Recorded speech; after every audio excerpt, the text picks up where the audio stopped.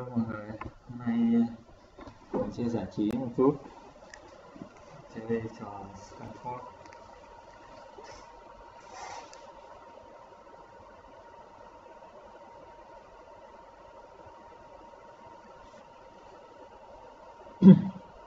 Của mình thì vẫn chơi đến chiều sáng rồi. Mình chơi thì khá là đã chưa qua được chơi từ cửa ra. Mission begins.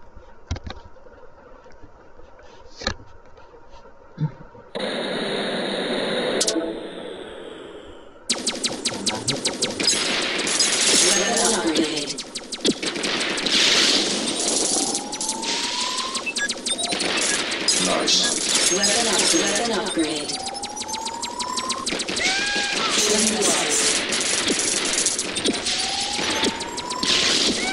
Healing rescue. Restored. Healing rescue. Health restored.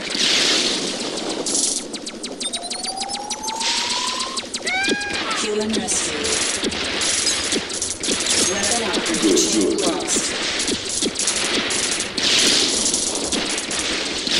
Chain lost. Healing rescue. Weapon upgrade. Healing rescue.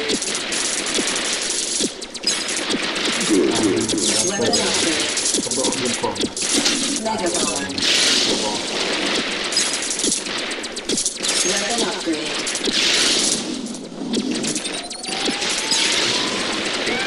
Healing rescue. Health restored. Health restored. Laser.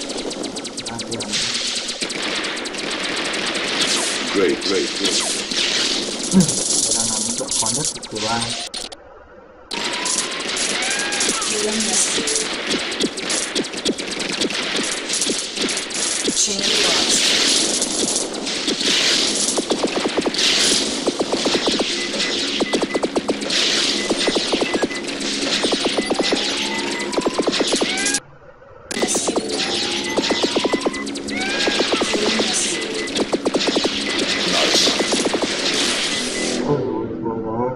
Game over.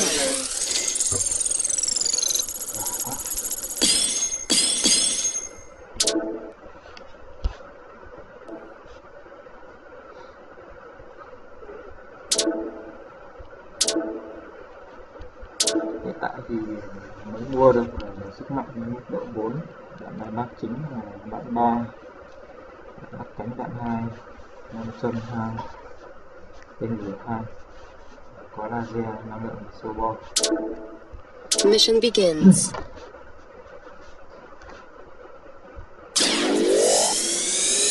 Mình sẽ mua cái phim.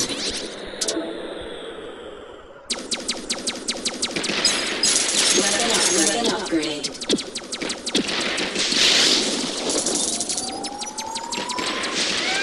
Healing rescue. Healing rescue. Cái thứ thành đường rất là lâu, Weapon rất nhiều upgrade. thời gian.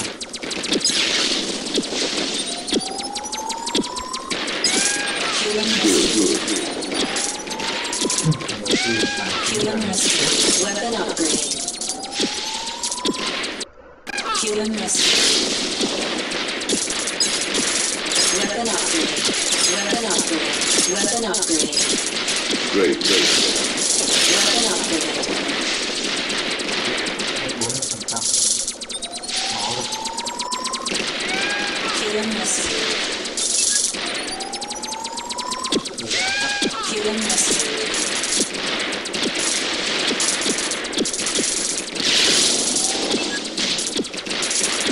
Chain lost. Nice. Healing rescue. Health restored. Laser. Siêu bom, siêu bom. Health restored. Healing rescue. Laser.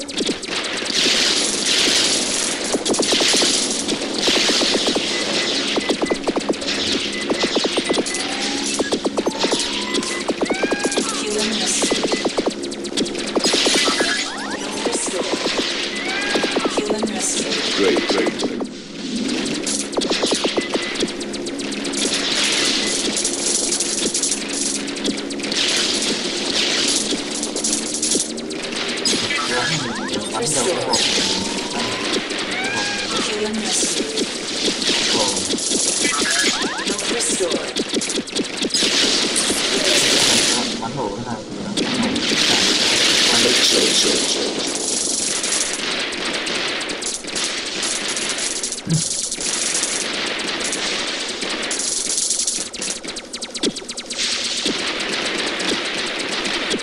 Chain lost.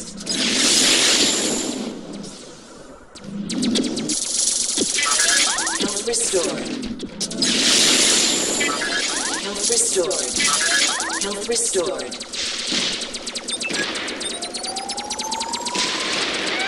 Heal and rescue. Heal and rescue. Nice. cái bom này không to lắm.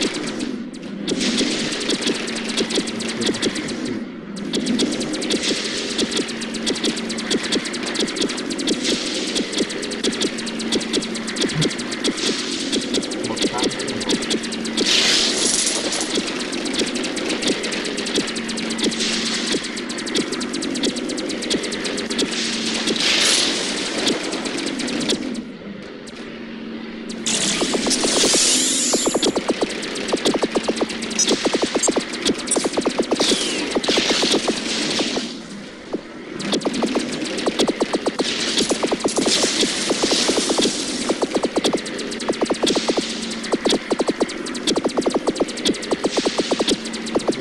từ game sau đó mình chuyển sang là game.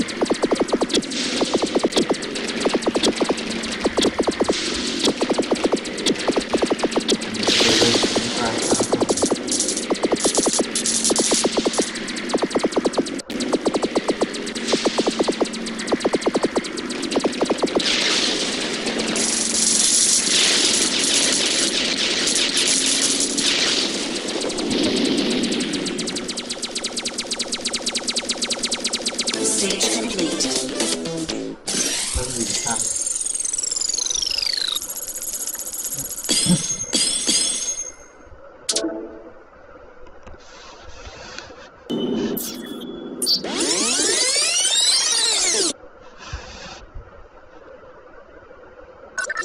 mình sẽ chơi thứ 5 này. Thứ 5 này chỉ để ăn sao thôi,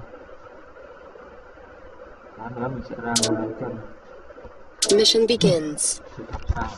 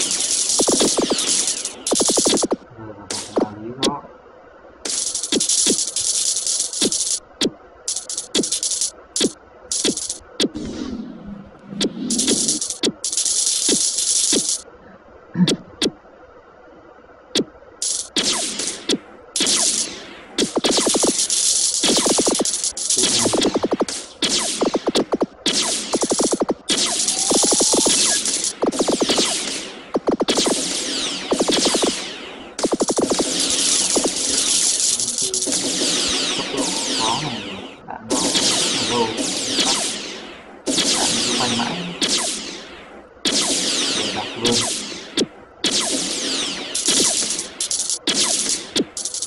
Hơn nữa là kiểu này không hề có sự trợ giúp. Heal and rescue. Heal and rescue.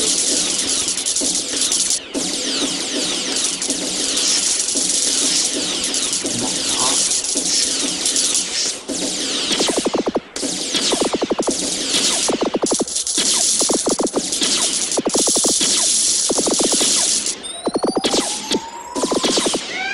Heal and rescue.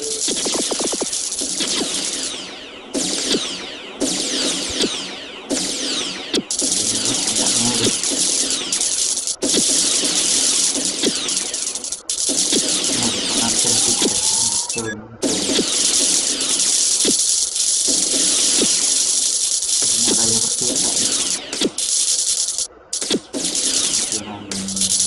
xíu rồi. Stage complete.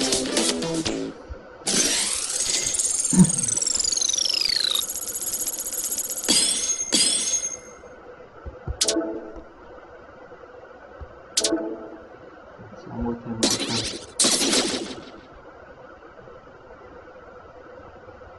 Mua thêm 500.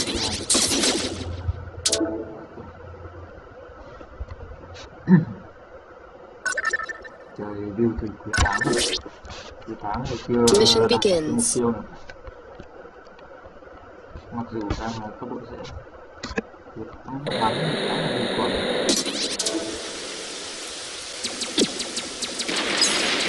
Weapon upgrade. Nice. Chain lost. Weapon upgrade.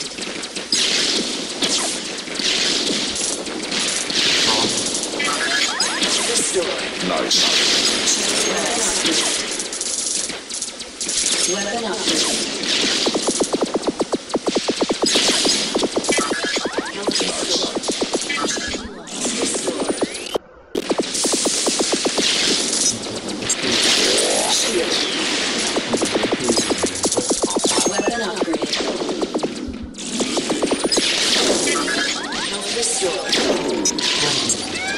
Human rescue. Nice.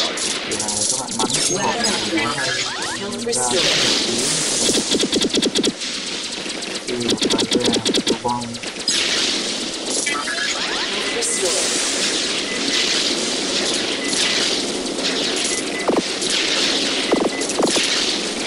Chain lost.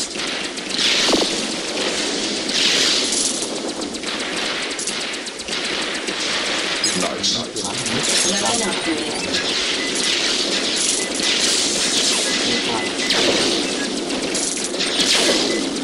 Chain lost.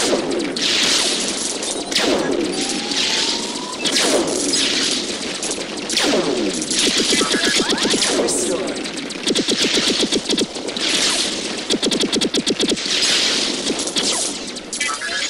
Restore.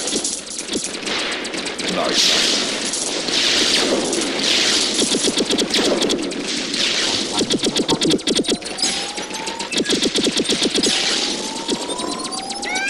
Healing rescue. Restore.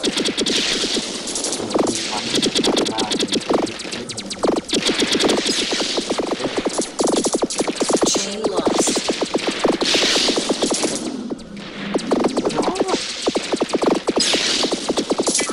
Health restore. Health restore.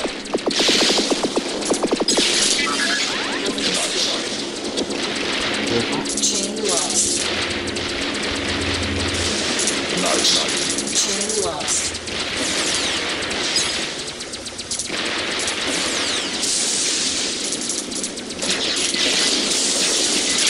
Weapon upgrade.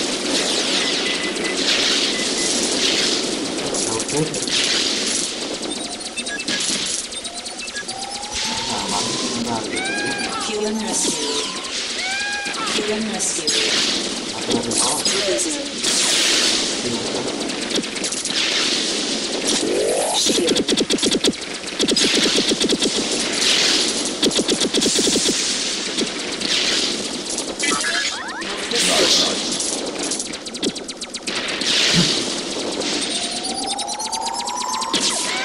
Human rescue.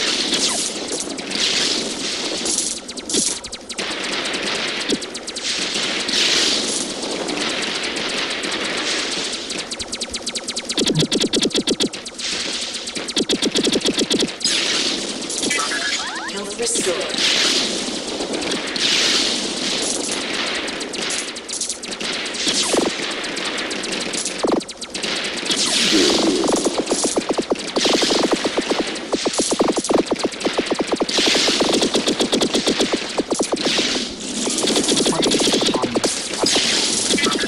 Health restore.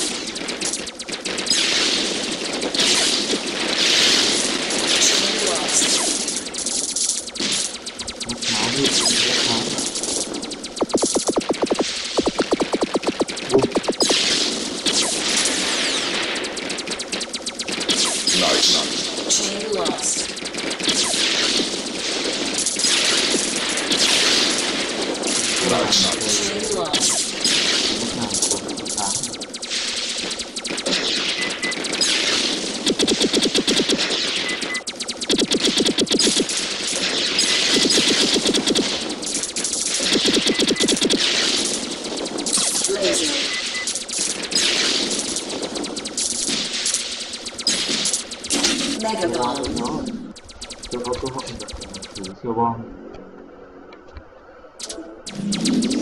This is the final battle. I wish you the best of luck.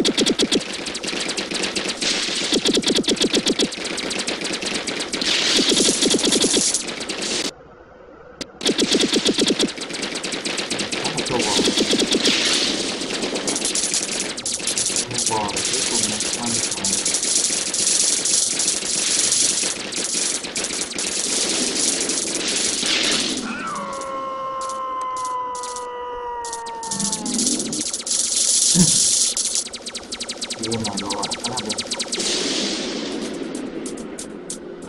Cuối cùng hoàn thành tất cả thành công.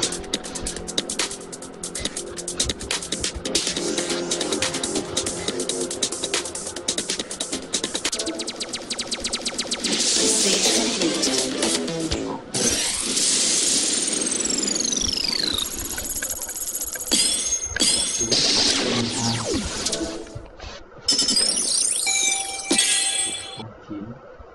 9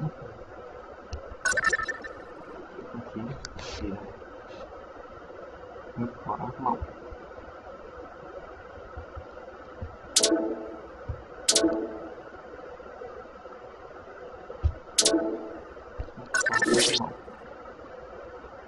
Mission begins. Có những cái gì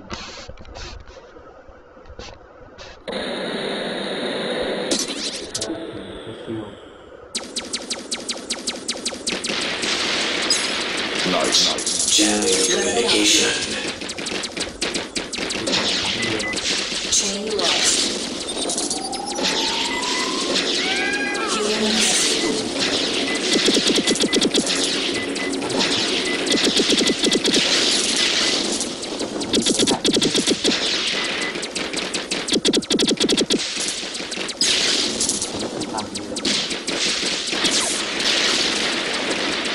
Nice. Weapon upgrade. Human rescue. Good. Human rescue. Weapon upgrade.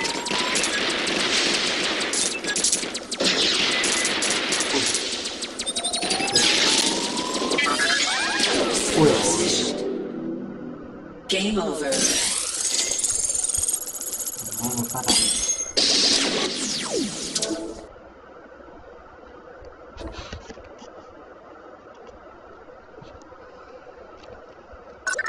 Bây giờ mình sẽ quay lại cửa nam ăn ít xa. Mission begins.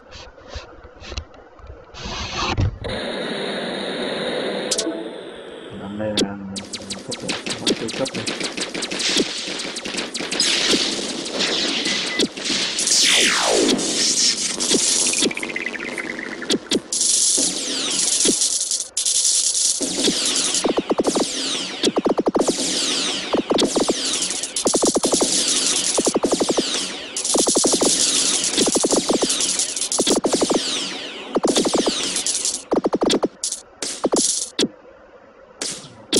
Ít sao rồi.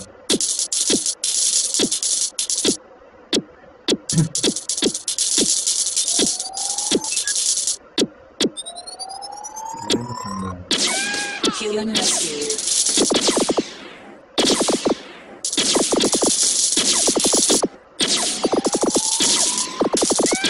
Human rescue. Critical condition. Sao mà biết hơi đạn là chết rồi. Cố gắng tiến trình sang. Không thể chết được chín rồi.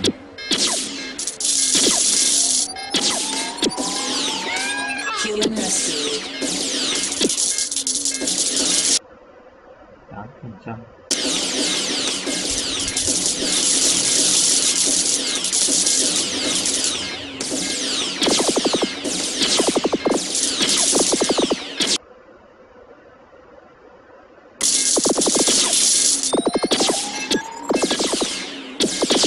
Ui.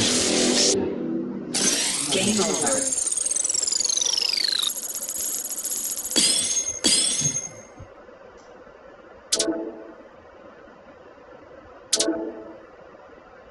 Mình sẽ mua 5 chân.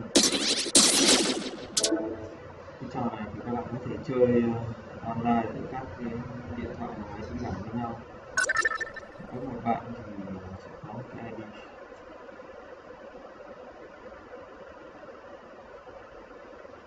Mình xem một ID của mình được.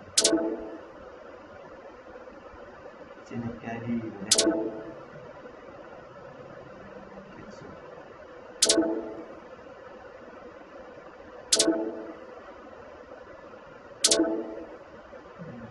Xem một cái ID của mình bao nhiêu.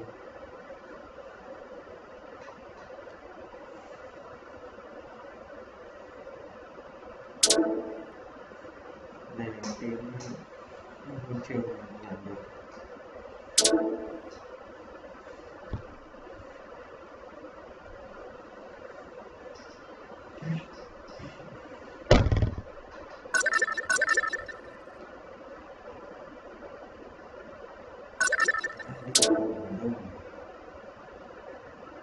Đấy là ID của mình ở đây là 4 6 đến 23,58.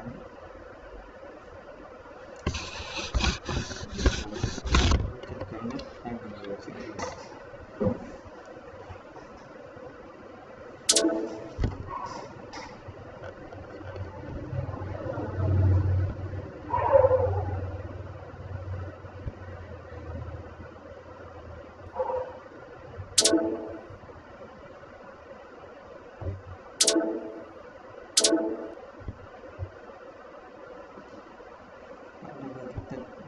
Sao?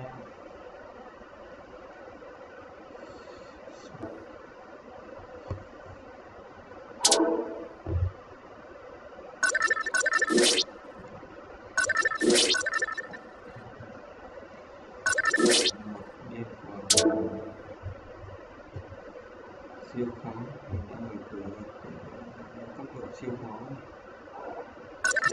Cấp độ siêu khó. Mission begins.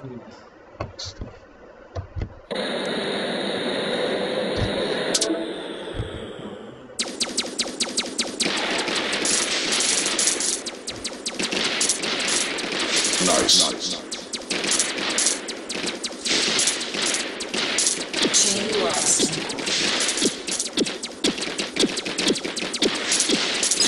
Weapon upgrade.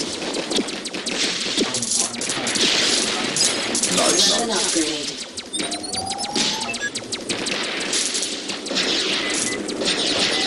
Chain lost. Healing rescue. Critical condition.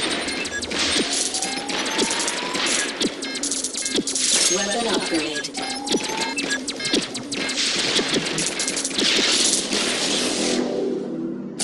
Game over.